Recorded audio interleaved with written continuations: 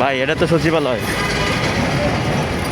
আপনার হইল প্রধানমন্ত্রী ফোন কলে কয়েক ঘন্টার ব্যবধানে একজন ছিনতাই হয়ে যাওয়া ছেলে উদ্ধার হয়। তার কারণ হচ্ছে উনি সচিবালয়ের কর্মকর্তার ছেলে, সেজন্য।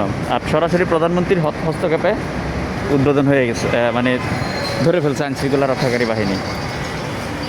তো এই জিনিসটা শুধুমাত্র ওই সরকারি কর্মকর্তার ছেলে হওয়াতে হয়েছে। আগামীতে আমরা দেখতে চাই একজন আমজনতা, আম আদমির ছেলে যদি এভাবে, যদি আম আদমির সন্তান যদি অপহৃত হয়, তাকেও যেন কয়েক ঘন্টা ব্যবধানের ভিতরে উদ্ধার করা হয়। যদি উদ্ধার করতে পারে তাহলে আমরা বুঝে নিব, আমরা ধরে নিব যে সব কিছু পরিবর্তন হয়েছে। আর না হয় ধরে নিব এটা একটা আইওয়াস, যে একটা ঘটনা হয়েছে ইচ্ছাকৃতভাবে।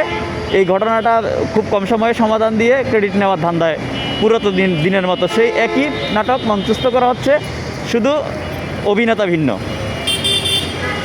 তো আরেকটা জিনিস, এই ঘটনার আলোকে আরেকটা জিনিস মনে পড়তেছে যে আগেও যেটাই করতো প্রধানমন্ত্রী শেখ হাসিনার হস্তক্ষেপ ছাড়া কেউ কোনো কিছু করতে পারতো না।